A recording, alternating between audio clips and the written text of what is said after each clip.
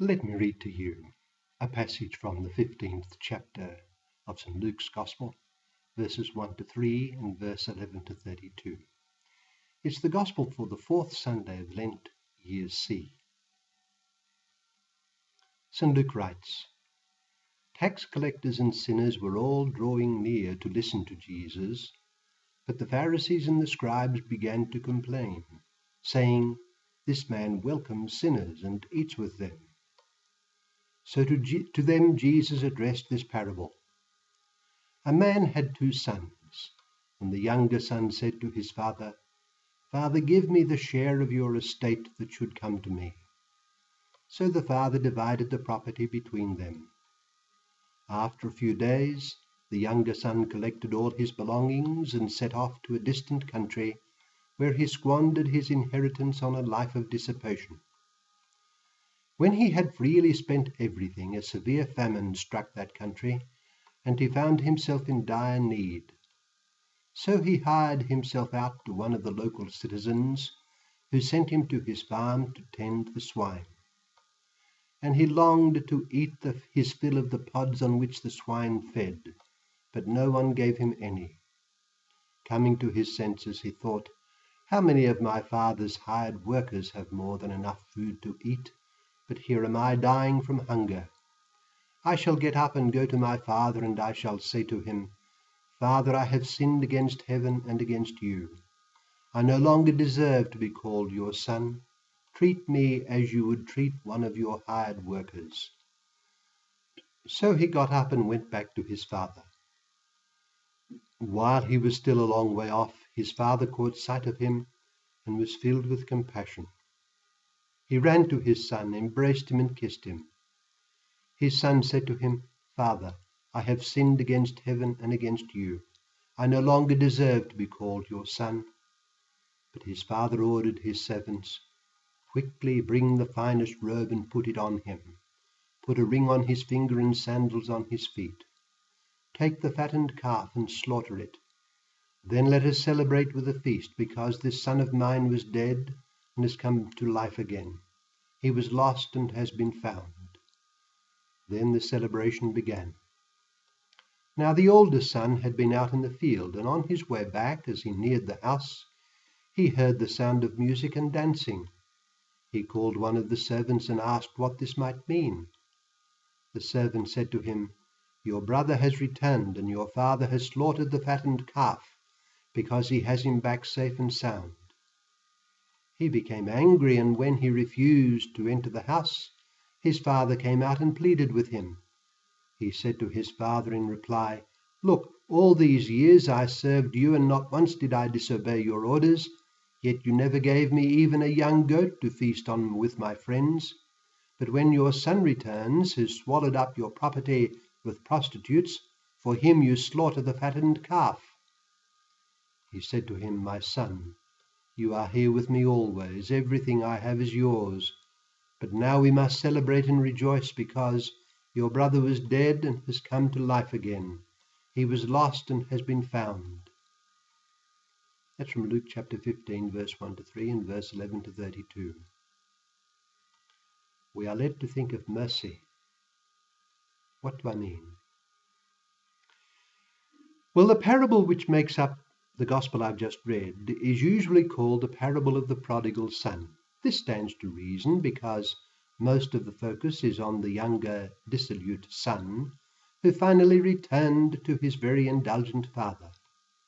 This focus reflects that of our Lord himself in the actual gospel scene. His focus was on the tax collectors and sinners, who were all drawing near to listen to Jesus. Moreover, they do not just happen to draw near to him, but, as the scribes and Pharisees complain, Jesus welcomes sinners and eats with them. Our Lord was preoccupied with the tax collectors and sinners, and he loved to have them come to him and be with him.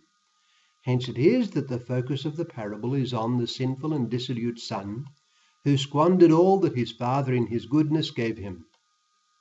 But of course the parable is occasioned by the complaint of the Pharisees and scribes, not about the tax collectors and the sinners, but about Jesus himself. They complained about his attitude to sinners. He welcomed them, and associated with them, the implication being that what he was doing was most unlike the attitude of the all-holy God. Perhaps part of the hostility they felt was due to the fact that our Lord was not courting them, rather he was courting the sinners. We have here at play two very different images of the all-holy God who requires that we seek holiness. Be holy, for I am holy, God says in the Old Testament.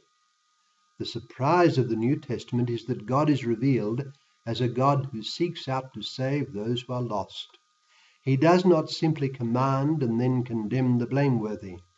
He is not simply all-holy in his distant transcendence, near indeed but altogether beyond. No, he hastens in love to the afflicted. The holiness of God is not the holiness of a master, but rather of a father.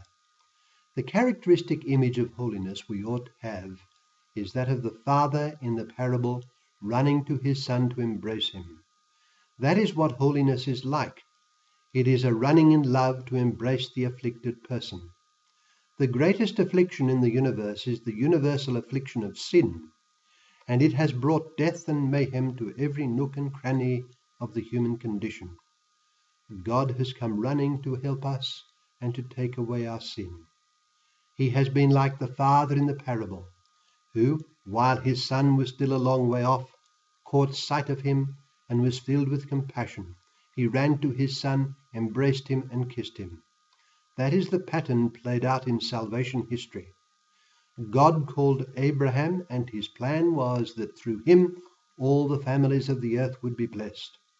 He revealed himself to Moses and sent him to bring the children of Israel out of slavery to the promised land. He established a unique covenant with his people. As the prophets taught, he was a husband to his people. Finally, he sent his son to take upon his shoulders the burden of the world's sin. By his death and resurrection, he expiated for it all and opened the gates of heaven to sinful man. This is the one true God, the God who stands revealed in the person of Jesus Christ, his divine Son made man. All those who wish to be his children, all those who wish to participate in the work that God has done and continues to do, must join with Christ in loving sinful humanity and endeavoring in him to reclaim man from his sin. If we wish to belong to Christ, we too must be found welcoming sinners and eating with them, knowing that we are to be counted among them. What our parable today teaches us is that God is love. The world and its religions may well concur with this, while at the same time failing to realize it. If we say that God is love, a love that is compassionate and merciful, we shall be found conducting a jihad not against those we consider to be tax collectors and sinners, but against our own sinfulness. Our jihad will be against the tendency in ourselves to be like the elder son. Christ is the image of the unseen God, and he who sees him sees the Father. Christ welcomes sinners and eats with them. And that is the revelation of what the Father has done to us and of what he wants us to do to others.